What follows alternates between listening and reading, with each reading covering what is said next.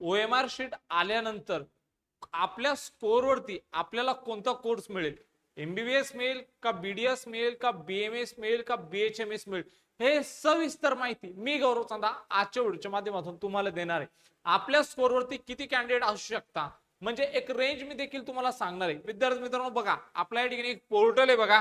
Okay, हा portal आहे बघा आपला नेक्स्ट स्टेप अकॅडमीचा. या पोर्टलवरती तुम्ही काय करू शकता, तुमचं रँक प्रिडिक्ट करू शकता, कॉलेज प्रिडिक्ट करू शकता आणि या ठिकाणी तुम्ही तुमची काउन्सिलिंग सुद्धा आमच्या सोबत या पोर्टलवरून करू शकता.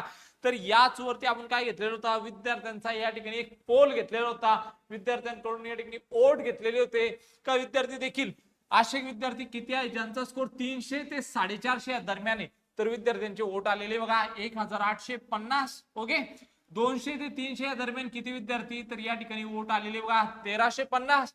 आणि 400 450 ते 550 किती विद्यार्थी आहे, जवळपास 450. आणि 550 ते 650 या दरम्यान किती विद्यार्थी, तर 450 वोट देखील आले होते. ओके, तर तुम्ही या ठिकाणी बघू शकता हे वोट या ठिकाणी आलेले होते. मग यावरून आपल्याला काय कळते, कोणत्या स्कोरवरती काय मिळणार. ओके, 300 ते 450 या स्कोरवर MBBS BDS का BMS का BHMS का BMS मिळणार, किंवा मग 200 ते 300 वर मिळणार का 450 ते 500 वर मिळणार, किंवा मग 550 ते 650 वर मिळणार. हे सविस्तरपणे आपण आजच्या व्हिडिओच्या माध्यमातून ही माहिती बघणार आहे. ओके, त्यानंतर विद्यार्थी मित्रांनो तुम्ही या ठिकाणी पर्सेंटेज बघू शकता. 300 ते 450 या दरम्यान 41%, 200 ते 300 30%, आणि 450 ते 500 18%, आणि 500 550 ते 650 10% काय यामध्ये स्टुडंट आहे. त्यासोबत बरेचसे असे विद्यार्थी आहे जे आम्हाला सातत्याने कॉल करताय आणि त्यांचा जो स्कोर आहे देखील ते कोणत्या रेंजमध्ये, तर मॅक्झिमम जे विद्यार्थी 300 ओके 300 ते 400 या दरम्यान जास्त विद्यार्थी, किंवा 450 या दरम्यान काय जास्तीत जास्त विद्यार्थी आहे. त्यानंतर 200 ते 300 विद्यार्थी इथं थोडं प्रमाण कमी आहे, पण 450 ते 500 इथं खूप प्रमाण कमी, इथं जास्त खूप कमी विद्यार्थी आहे. ओके, 500 दरम्यान खूप सारे विद्यार्थी, पण 550 प्लस देखील खूप कमी विद्यार्थी, आणि 550 ते 650 असे खूप सारे विद्यार्थी काय या ठिकाणी कमी विद्यार्थी मित्रांनो. ओके, तर याचा अर्थ काय, किती स्कोरवरती आपल्याला कोणतं कॉलेज मिळू शकते हे सविस्तरपणे आपण आता बघणार आहे. आणि त्यानंतर तुम्ही तुमची कशी काउन्सिलिंग केली पाहिजे जेणेकरून तुमचं स्कोर जरी कमी असेल तर तुम्हाला महाराष्ट्र या राज्यामध्ये काय मिळू शकतो, चांगल्यातल्या चांगल्या कॉलेजला देखील ऍडमिशन मिळू शकतो. हे सविस्तरपणे आपण आता बघणार आहे. ओके, तर आपण आता याला काय करूया, या ठिकाणी आपण काय करूया, याला एक एक ज्या स्कोरवरती जे विद्यार्थी आहे त्यांना काय मिळू शकते आपण काय करूया आता डिस्कस करूया मित्रांनो. ओके, तर या पोलवरून आपल्याला काय कळते विद्यार्थी मित्रांनो, आपल्या काय लक्षात येते सविस्तरपणे जाणून घेऊया. ओके, या पोलवरून काय लक्षात येते हे सगळं मी तुमच्यासाठी लिहिले अगोदर. ओके, माझ्या मनातल्या ज्या संकल्पना होत्या त्या ठिकाणी मांडल्या आणि त्यात आता काय करतोय तुम्हाला समजून सांगतोय. सर सांगा मग, बघा या पोलवरून आपल्या काय लक्षात येते. ओके, जवळपास 70% विद्यार्थी ज्यांचा स्कोर किती विद्यार्थी मित्रांनो 200 ते 450 एवढा काय विद्यार्थ्यांचा स्कोर आहे. मग या स्कोर वरून काय महत्वाचं आहे. ओके, याचा अर्थ कसा होतो, सर्वाधिक जी स्पर्धा आहे बघा, स्पर्धा सर्वाधिक या स्कोर वरती काय सर्वाधिक जास्त स्पर्धा असणार आहे. ओके, या स्कोर रेंज मध्ये काय असणार आहे, सर्वाधिक स्पर्धा असणार आहे. मग जर तुमचा स्कोर 200 ते 450 या दरम्यान असेल तर तुम्हाला काय मिळू शकतं, तो घे.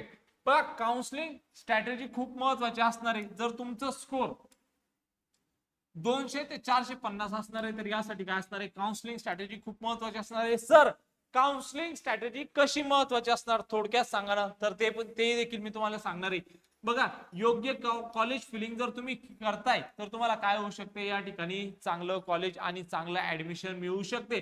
सर काउन्सिलिंगची काहीतरी ऍडमिशनची स्ट्रॅटेजी देखील तुम्ही सांगत होते, मग ते सांगा ना. ओके, तर ते देखील तुम्हाला सांगतोय. आता काय महत्वाचं असणार लक्षपूर्वक बघा, जेणेकरून तुम्ही जर प्रॉपरपणे काउन्सिलिंग करताय, तुमचं जर स्कोर कमी असेल तर तुम्हाला काय मिळू शकतो, ऍडमिशन मिळू शकतो. बघा सर्वात अगोदर लक्ष द्यायचंय group A. Okay, group A, group B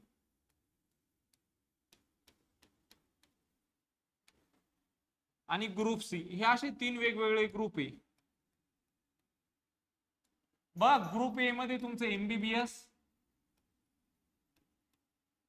आणि BDS हे 2 कोर्सेस येतात.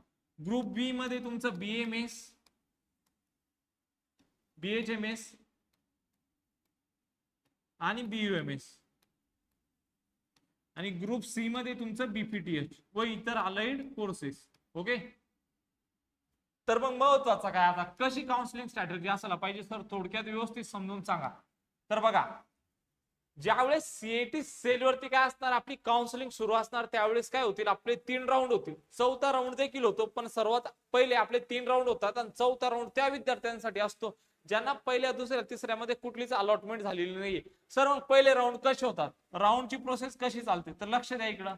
सर्वात अगोदर सीईटी सेल वरती बघा, सीईटी सेल वरती 85% कोट्यासाठी जे राऊंड सुरू होतात ते कशासाठी सुरू होतात, तर एमबीबीएस बीडीएस चा पहिला राऊंड होतो. ओके, त्यानंतर ग्रुप बी मध्ये बीएमएस बीएचएमएस चा पहिला राऊंड होतो आणि ग्रुप सी मध्ये बीपीटीएस चा पहिला राऊंड होतो. ओके, प्रोसेस अशी चालते. एक एक फेरी कंप्लीट झाली का मग ग्रुप बी चा दुसरा राऊंड.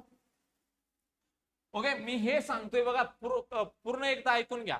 ज्यांचा स्कोर कमी असेल त्यांच्यासाठी हे खूप महत्वाचं असणार आहे, कारण मुलं काय करतात, अशी चुकी करतात आणि त्यांच्या काउन्सिलिंग योग्य असल्यामुळे त्यांना काय होतं, या ठिकाणी चुकीचा कोर्स अलॉट होतो व जो कोर्स त्यांना भेटायला पाहिजे त्यांच्या मार्क्स वरती तो देखील भेटत नाही. यासाठी आपण कशी काळजीपूर्वक या ठिकाणी आपली काउन्सिलिंग केली पाहिजे ते देखील मी थोडक्यात सांगणार आहे. ओके, बघा, त्यानंतर याचा दुसरा राऊंड होतो.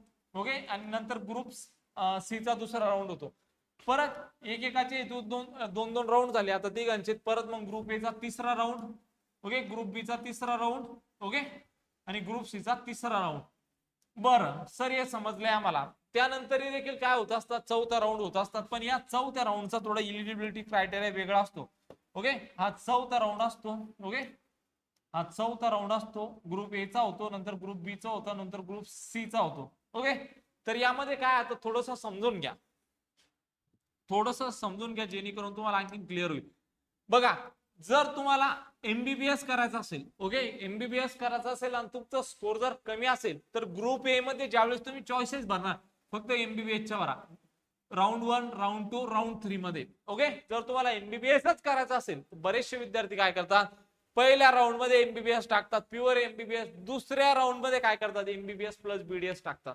ओके, आता जर तुम्ही या ठिकाणी बीडीएस चे चॉईसेस ऍड करताय, पहिल्या राऊंड म्हणा किंवा दुसऱ्या म्हणा, तिसऱ्या म्हणा. ओके, आणि चौथ्या राऊंड मध्ये सपोज तुमचा स्कोर किती, आता जवळपास 498 आहे. ओके, तुमचा स्कोर 498 आहे, पण तुम्हाला पहिल्या दुसऱ्या तिसऱ्या मध्ये एमबीबीएस मिळालं नाही. ओके, किंवा इथपर्यंत कट ऑफ आलं नाही, पण चौथ्या राऊंड मध्ये काय असतं माहिती का, ज्यांना पहिल्या दुसऱ्या तिसऱ्या मध्ये अलॉटमेंट झालेली आहे तेच विद्यार्थी काय असतात, या राऊंडच्या बाद होऊन जातात. ज्यांना पहिल्या दुसऱ्या तिसऱ्या मध्ये अलॉटमेंटच झालेली नाही ते विद्यार्थी चौथ्या राऊंड साठी इलिजिबल असतात. म्हणजे जर तुमचा स्कोर कमी असेल, ओके, आणि जर चौथ्या राऊंडचा 498 कट ऑफ जात असेल, पण विद्यार्थी काय करतात, अगोदरच बीडीएस सुद्धा या ठिकाणी ऍड करून देतात. जर तुम्हाला पहिल्या दुसऱ्या तिसऱ्या मध्ये जर बीडीएस अलॉटमेंट होते, ओके, पण तुमचा स्कोर जवळपास बाउंड्रीवर असेल आणि शेवटपर्यंत इथपर्यंत जर कट ऑफ येत असेल तर बीडीएस कधीच टाकू नका. जर तुम्हाला एमबीबीएसच करायचं असेल तर फक्त एमबीबीएसच काय करा, यामध्ये चॉईसेस भरा. ओके, बरेचसे विद्यार्थी दरवर्षी काय करतात, एमबीबीएस चौथ्या राऊंड पर्यंत भेटू शकतो, कारण चौथ्याला तेच विद्यार्थी एलिजिबल असतात ज्यांना पहिल्या दुसऱ्या तिसऱ्या मध्ये कुठलीच अलॉटमेंट झालेली नाही. बरेचशा विद्यार्थ्यांना चौथ्या राऊंड मध्ये एमबीबीएस भेटू शकतो, पण ते विद्यार्थी काय करतात, अगोदर बीडीएस ऍड करून देतात. आणि स्ट्रे वेकेन्सी या चौथ्या राऊंडचा रूल काय म्हणतो, ज्या विद्यार्थ्यांना पहिल्या दुसऱ्या तिसऱ्या मध्ये अलॉटमेंट झाली नसेल तेच विद्यार्थी चौथा राऊंड करू शकता. हा स्पेशल राऊंड असतो स्ट्रे वेकेन्सीचा. बरं, इकडे काय होतंय ग्रुप बी मध्ये. आता इकडे बघा, ज्या विद्यार्थ्यांना प्युअर बीएमएसच करायचं असते, ओके, ते विद्यार्थी काय करतात, सुरुवातीलाच बीएमएस आणि बीएचएमएस चे चॉईसेस ऍड करून देतात पहिल्या दुसऱ्या तिसऱ्या राऊंडला. ओके, जर दुसऱ्यात बीएचएमएस भेटले आणि तिसऱ्या पर्यंत चौथ्या पर्यंत जर आपल्याला बीएमएस भेटू शकतो, थोडक्यात तुमचा स्कोर जर 290 असेल, ओके, आणि इथं जर समजा आता 340 वर अलॉटमेंट झाली, ओके, तुम्हाला अलॉटमेंटच नाही आली इकडं, कारण तुमचा स्कोर 290 आहे, दुसऱ्या कॅन्डिडेटला 340 वर अलॉटमेंट झाली असेल किंवा सेकंड राऊंड मध्ये हा कट ऑफ 330 आला, ओके, तर तुम्ही काय होता, पॅनिक होतात आणि तुम्ही काय करता, बीएचएमएस चे सुद्धा आता तिसऱ्या राऊंडला या ठिकाणी काय करतात, कॉलेजेस ऍड करतात. आणि देखील तिसऱ्या राऊंडचा कट ऑफ जर 300 आला असेल समजा, ओके, तिसऱ्या राऊंडचा जर कट ऑफ 300 आला असेल आणि तुम्ही जर बीएचएमएस चं कॉलेज या ठिकाणी ऍड केलं असेल तर तुम्हाला आता पण कॉलेज अलॉटमेंट झालेली नाही, कारण बीएमएस चा कट ऑफ 300 पर्यंत येऊन थांबले आणि तुम्हाला 290 वरती काय भेटतो, बीएचएमएस भेटतो. बरं, ग्रुप बी मध्ये कोण कोण येते, बीएमएस येते, बीएचएमएस येते, बीएमएस येते. मग जर तुम्हाला तिसऱ्या राऊंड मध्ये जर बीएचएमएस भेटते तर तुम्हाला ते घ्यावंच लागणार आहे. मग हा चौथा राऊंड कोणासाठी होणार, ज्यांना पहिल्या दुसऱ्या तिसऱ्या मध्ये अलॉटमेंट झालेलीच नाहीये, यांनी फक्त बीएमएस चे चॉईसेस भरलेले होते, कारण यांचा स्कोर एक अगदी बाउंड्रीवरती होता. मग या चौथ्या राऊंड साठी तेच विद्यार्थी इलिजिबल असतात ज्यांना पहिल्या दुसऱ्या तिसऱ्या मध्ये अलॉटमेंटच झालेली नाहीये. मग तुम्हाला या चौथ्यामध्ये काय होऊ शकते, चांगल्या कॉलेजला देखील अलॉटमेंट होऊ शकते. तसंच ग्रुप सी चे विद्यार्थी मित्रांनो. ओके, मग तुमच्या मनात असा प्रश्न येते, सर आम्ही जर इथं बीएमएस साठी जर जॉईन करून ठेवलं तर आम्ही हा चौथा राऊंड करू शकतो का? तर यस, तुम्ही हा एमबीबीएस चा आणि बीडीएस चा चौथा राऊंड करू शकता. कसं सर? तर बघा, ग्रुप ए वेगळा आहे, ग्रुप बी वेगळा आहे, ग्रुप सी वेगळा आहे. ओके, एमबीबीएस बीडीएस हे ग्रुप बी मध्ये येते, बीएमएस बीएचएमएस बीयूएमएस हे ग्रुप बी मध्ये येते, बीपीडीएस ग्रुप सी मध्ये येते. ओके, तर याचे जे पहिला राऊंड असतो ग्रुप ए चा होतो, नंतर ग्रुप बी चा पहिला राऊंड, नंतर ग्रुप सी चा, त्यानंतर ग्रुप बी चा ग्रुप ए चा दुसरा राऊंड, ग्रुप बी चा दुसरा राऊंड, ग्रुप सी चा दुसरा राऊंड, नंतर ग्रुप ए चा तिसरा राऊंड, ग्रुप बी चा चौथा राऊंड आणि नंतर ग्रुप सी चा या ठिकाणी तिसरा राऊंड. म्हणजे हे ग्रुप वेगवेगळे मित्रांनो, वेगवेगळ्या टाइमवर तिन्ही ग्रुपच्या काय चालणार, वेगवेगळ्या प्रोसिजर चालणार. जर तुम्हाला इकडे बीएमएस बीएचएमएस बीएमएस या तिन्ही राऊंड मध्ये अलॉटमेंट झाले असेल तर तुम्ही हा चौथा करू शकत नाही, पण तुम्ही हा चौथा करू शकता. ओके, जर तुम्हाला एमबीबीएस बीडीएस साठी इकडे जर तिन्ही मध्ये अलॉटमेंट झाले असेल आणि बीएमएस जर तुम्ही जे चांगले चांगले कॉलेज किंवा यामध्ये जर तुम्ही चॉईसेस नाही भरले असेल तर तुम्ही डायरेक्ट चौथ्याचं सुद्धा चॉईसेस भरू शकता. ओके, जर तुम्हाला समजा इकडं पहिल्या दुसऱ्या तिसऱ्या मध्ये अलॉटमेंट झाली असेल, इकडं ह्या ग्रुप ए मध्ये किंवा ग्रुप बी मध्ये तुम्ही हा चौथ्याला जाऊ शकता. पण जर तुम्हाला या पहिल्या दुसऱ्या तिसऱ्या मध्ये जर अलॉटमेंट झाली असेल तर तुम्ही हा चौथा करू शकत नाही. ओके, तर हे तुम्हाला काय करायचंय, प्रॉपरपणे याची काय करायची, काउन्सिलिंग करायची. ओके, त्यानंतर विद्यार्थी मित्रांनो बघा, 200 ते 300 मार्क्स वर गव्हर्नमेंट एमबीबीएस मिळणं कठीण आहे, म्हणजे मिळणारच नाही. पण तुम्ही बीएमएस बीएचएमएस बीएमएस बीडीएस चा काय करू शकता, या ठिकाणी विचार करू शकता. गव्हर्नमेंट काय तुम्हाला सेमी गव्हर्नमेंट सुद्धा या ठिकाणी मिळणार नाही. ओके, तर सेमी एमबीबीएस मिळणं ही कठीण आहे तुम्हाला, पण तुम्ही बीएमएस बीएचएमएस बीएमएस आणि बीडीएस जर तुमचं 200 ते 300 दरम्यान जर स्कोर असेल आणि स्टे राऊंड पर्यंत जर तुम्ही प्रॉपरपणे काउन्सिलिंग करताय तर तुम्हाला अलॉटमेंट होऊ शकते. ओके, 300 ते 450 मार्क वर सर्वात मोठा ग्रुप आहे. ओके, 300 ते 450 मार्क वरती काय सर्वात जास्त विद्यार्थी, जर तुम्ही या पोल मध्ये जरी आले तर तुम्ही बघू शकता 300 ते 450 या दरम्यान किती 1850 लोकांची वोट्स आलेली होते बघा, 41% जे विद्यार्थी या रेंज मध्ये. ओके, तर यामध्ये आता एवढे विद्यार्थी असेल तर काय मिळू शकतं आपल्याला बघा, गव्हर्नमेंट एमबीबीएस सर्वांना मिळेलच असं नाही, कारण कॅटेगरी वाईज काय करू शकतो, व्हॅरी करू शकतो. एससी ला इथपर्यंत अलॉटमेंट होऊ शकते किंवा मग एसटी ला अलॉटमेंट होऊ शकते. ओके, तर हे कॅटेगरी वाईज वर पण काय करते, हे डिपेंड करते. पण हे बघा, हे सगळं डिपेंड करते आपल्या कॅटेगरीवरती, आपल्या ऑल इंडिया रँक वरती, स्टेट मेरिट वरती, आपण महाराष्ट्र राज्यामध्ये आपलं किती मेरिट आहे, त्यानंतर आपली काउन्सिलिंग वर बरंचसं अवलंबून असतं. आपण काउन्सिलिंग कशी करतो, जर आपण काउन्सिलिंग चुकवतो तर आपल्याला काय होऊ शकतो, या ठिकाणी चांगलं कॉलेज देखील अलॉटमेंट नाही होऊ शकत. ह्या वर्षी जर तुम्हाला बीएमएस भेटणार असेल तर तुमच्या चुकीमुळे तुम्हाला बीएचएमएस भेटू शकतं आणि तुम्ही बीएचएमएस ला ऍडमिशन घेत नाही मुलं शक्यतो जास्तीत जास्त, कारण शेवटपर्यंत तिथपर्यंत कट ऑफ जातो आणि त्यांना वाटतं यार मला तर ह्याच वर्षी बीएमएस मिळत होतं पण माझी काउन्सिलिंग देखील चुकली, तर त्यामुळे विद्यार्थी काय करत नाही, प्रॉपर काउन्सिलिंग करत नाही, म्हणून त्यांना चांगला कॉलेज मिळत नाही. Okay, government BMS BDS BHMS काही सेमी गव्हर्नमेंट आणि प्रायव्हेट एमबीबीएस चे पर्याय उपलब्ध होऊ शकतात. कशावरती, तर ज्यांचं 300 ते 450 या दरम्यान स्कोर असेल याच्यावरती. ओके, त्यानंतर बघा विद्यार्थी मित्रांनो, जर तुम्हाला आमच्या सोबत जर पेड काउन्सिलिंग करायचे असेल तर आमचे रिझल्ट अगोदर सीट फुल होतात.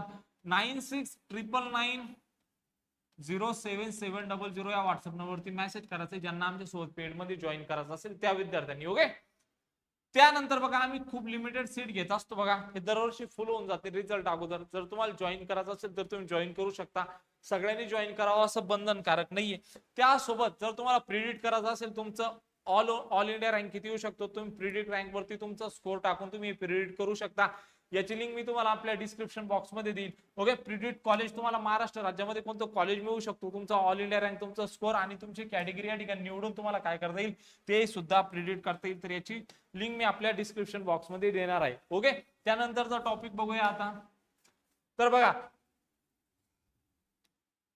यानंतर बघा आता 450 ते 550 मार्क्स वर ओके अनेक विद्यार्थी गव्हर्नमेंट मेडिकल सीट साठी स्पर्धात्मक रेंज मध्ये असू शकतात. पण यामध्ये बघा कॅटेगरीनुसार गव्हर्नमेंट एमबीबीएस ची संधी वाढते. त्यासाठी गव्हर्नमेंट बीडीएस आणि गव्हर्नमेंट बीएमएस साठी चांगली संधी असते. ओके, म्हणजे बघा 450 ते 550 या मार्क्स वरती तुम्हाला काय मिळू शकते, कॅटेगरी जर तुमची असेल तर तुम्हाला गव्हर्नमेंट एमबीबीएस ची संधी या ठिकाणी वाढेल, किंवा मग गव्हर्नमेंट बीडीएस आणि गव्हर्नमेंट बीएमएस ची चांगली संधी तुम्हाला या ठिकाणून मिळू शकते. तुम्ही विचार करायचे का तुम्ही जर तुमची प्रॉपरपणे काउन्सिलिंग करताय तर तुमचा स्कोर जर 450 ते 550 या दरम्यान असेल तर तुम्हाला काय मिळू शकतो, एमबीबीएस ची सीट मिळू शकते गव्हर्नमेंट, किंवा जर गव्हर्नमेंटची नाही मिळते सेमी गव्हर्नमेंटची मिळते तर तुम्ही या ठिकाणी बीडीएस आणि बीएमएस चाही काय करू शकता, विचार करू शकता. ओके, त्यानंतर बघा 550 ते 650 मार्क्स वर जे कॅन्डिडेट आहे बघा त्यांचं बघा आता कसं या ठिकाणी असणं आवश्यक आहे. बघा ही स्ट्रॉंग रेंज आहे, यामध्ये बघा सर्वात जास्त गव्हर्नमेंट एमबीबीएस मिळण्याची शक्यता चांगली असते. जर तुमचा या रेंज मध्ये जर स्कोर असेल तर तरी final decision all India rank आणि आपल्या कॅटेगरीवर ठरतो मित्रांनो, आणि रिझर्वेशन आणि आपण कशी काउन्सिलिंग करतो यावर सगळ्या गोष्टी अवलंबून असतात. तर यासाठी आपल्याला काय करायचं, आपली काउन्सिलिंग देखील प्रॉपरपणे करायची. त्यानंतर सर्वात महत्वाचे फक्त मार्क्स पाहून कॉलेज ठरत नाही, ऍडमिशन ठरवताना हे घटक महत्वाचे असतात. कोणकोणते घटक, तर आपली ऑल इंडिया रँक, आपली कॅटेगरी, आपलं महाराष्ट्र स्टेट मेरिट, त्यानंतर आपलं रिझर्वेशन, आपली सीट मॅट्रिक्स, कोणत्या कॉलेजला आपल्या कॅटेगरीमधून किती जागा आहे, या सगळ्या गोष्टी काय असतात, महत्वाच्या असतात. जर माहिती आवडली असेल तर चॅनलला सबस्क्राईब करायचंय, व्हिडिओला लाईक करायचंय, आणि जर आमच्यासोबत जॉईन करायचं असेल तर 9699907700 या व्हॉट्सअप नंबरवरती तुम्ही मेसेज करू शकता, किंवा कमेंट बॉक्स मध्ये तुमचं स्कोर, तुमची कॅटेगरी कमेंट करा. आमची एक्सपर्ट टीम तुम्हाला लगेच सांगेल महाराष्ट्र या राज्यामध्ये तुमचं कोणत्या कॉलेजला आणि कोणत्या कोर्सला देखील नंबर लागू शकतो. भेटूया अशाच एक मोर इन्फॉर्मेटिव्ह व्हिडिओ मध्ये, तोपर्यंत धन्यवाद.